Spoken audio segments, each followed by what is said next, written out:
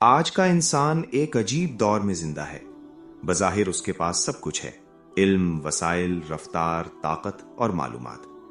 وہ زمین کے ایک کونے سے دوسرے کونے تک چند لمحوں میں پہنچ جاتا ہے، آسمانوں کی خبریں جان لیتا ہے، سمندروں کی گہرائیاں ناپ لیتا ہے۔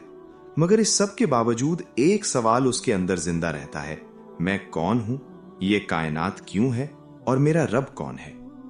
انسان جتنا آگے بڑھا ہے اتنا ہی ایک بنیادی حقیقت سے دور بھی ہوا ہے: معرفت الہی سے۔